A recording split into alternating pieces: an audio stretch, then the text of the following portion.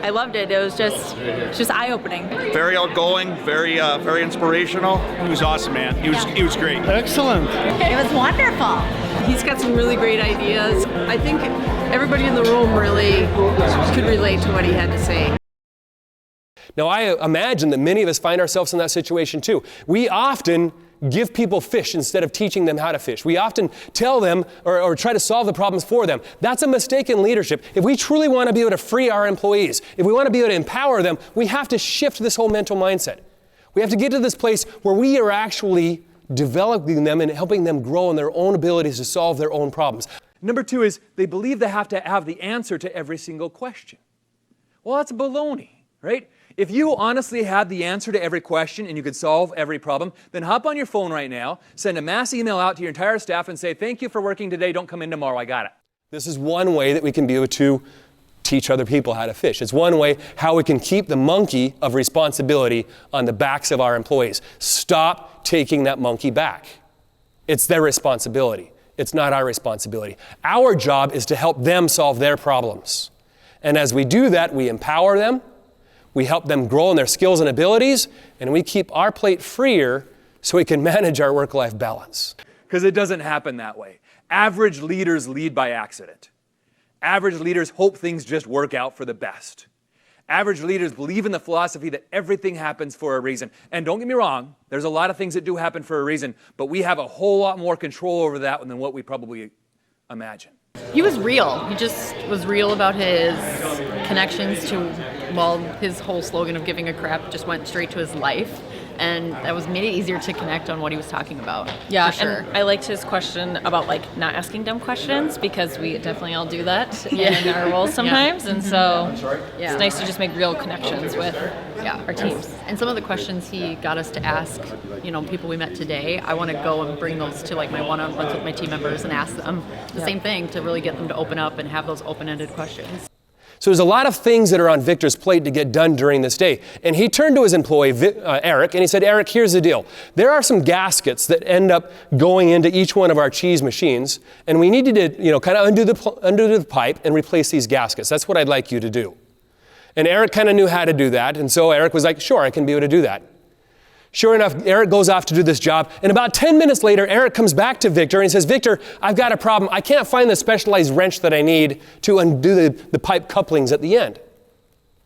Well, being a good leader and recognizing that, as leaders, we're here to solve problems, Victor says, that's fine. I think I know where it is. Let me, give me a few minutes. I'll go see if I can find where that tool is at. So Eric goes on his way, and Victor starts to look for this tool. But if you know anything about leadership, Victor gets distracted because somebody comes and asks a question here. A couple more minutes later, gets distracted again, another question. Then there's a problem. Then there's a fire. And one thing leads to another. 3 hours later, Victor recognized, oh my gosh, I never found that wrench for Eric. Shoot. He looks at his clock, and he realized that Eric's shift ends in 10 minutes. So what does Victor do? Just like many of us, Victor says, well, I guess I have to do it. He goes, he searches a couple spots, and he actually finds a wrench. And then he works overtime, past beyond the shift that he was working. He misses his dinner with his family, gets all of the gaskets cleaned out, and he thinks to himself, this Jason Hunt is full of, because he doesn't understand delegation. It backfired on him. Anybody ever make a judgment you're wrong about somebody? Right, yeah, well, oftentimes we're wrong. And here's the trick. If we're looking at our employees and we want them to become the very best employees they could possibly be, but we've judged them because of maybe some weakness or frailty or mistake that they've made, we're not going to get them there. It's not going to happen. Again, our judgments equate the behaviors that we have around people. Those behaviors equate the potential people have. You want to help people get to their possibility? We got to start questioning our judgments. Yeah, Jason was great. How to cultivate growth. It's good to get other people's perspective on things. He had a lot of energy. Yes, it was wonderful. All the important personable stuff. Yeah, it was great. It's kind of funny. It was probably the best keynote I think I've seen in a really long time. Funny. I think he really connected with the audience, which was great. So my son Ethan, when he was 9 years old, he's my oldest son, when he was 9 years old, he came to me and he said, Dad, I want to mow the lawn. Now, I know for a lot of you, they'd be like, hallelujah. Yes, please, here's a lawnmower. You go for it. It's all yours. That's not how it was with me, though. You see, I grew up in Utah, and Utah's a desert, but despite the fact that it's a desert, we all have meticulously green lawns. We have nice sprinkler systems, and I was a landscaper through my high school and college years during the summers. So I worked a lot on these lawns. And if we know anything about lawns, there's some really important things. The crisp line that we get when we come through the edge, really, really important. The straight lines when we mow, really, really important. I mean, this lawn has to look good. And so that's how my lawn has been. Even though I've moved to the Midwest, I still keep those same standards to my lawn. So when my 9-year-old asks, Dad, can I mow the lawn? I start freaking out. Maybe like how some of you might freak out when you're thinking about empowering somebody with a task that you do. You probably think you know how to do it best. You probably know how to do it most efficiently. And you're hesitant to give that off to somebody. That's exactly how I was at. So I sat down with him one day and I said, okay, Ethan, here's the deal. Here's how you start the mower. Here's how I put the bag on. And I showed him how to do a couple of lines. And then I said, okay, it's yours. Go ahead and mow the lawn. And I had to go into the house and actually shut the doors and not look outside or anything just to manage life a little bit. Do you know how that goes, right? You give somebody a new job or a new task and you're like, if you don't move away from the situation, you're going to micromanage so much to death, it's not going to work very well. So I had to go inside. And he comes in with his gigantic smile on his face and he's like, Dad, I finished the lawn. I'm like, awesome. Can we go look at it? Yeah, Dad, come on. I'm so proud to show you what I've done. And I went out there and you know what?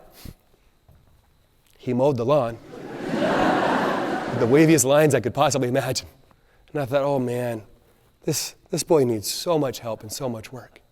You see, my problem when it comes to the cycle of empowerment is I didn't teach it thoroughly. I taught him a couple of little steps and I just assumed that he was going to figure out how to do the rest of it. When we talk about the cycle of empowerment, we're ready to empower somebody, we have to be there from the very beginning to the very end. We have to show them everything.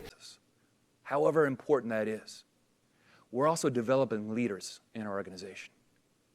And uncommon leaders know when the end of the day comes, the most important thing that they have to do is to develop future leaders in their organization. Their primary job is to work with their people, empower their people, teach them to think on their own, teach them to act and behavior on their own, teach them to actually make decisions on their own, so they too can be leaders in their own right. Imagine for just a moment in your organizations that you use this cycle of empowerment and teach people how to do certain tasks to the degree that they're teaching others on your team. We call that leadership by multiplication. I'm not just looking for followers. I'm looking to empower other people on my team, to give them the authority, to give them the skills, to give them the training that they need so they can go off and do the job successfully and teach others how to do it. It's amazing when that happens. You truly free your employees.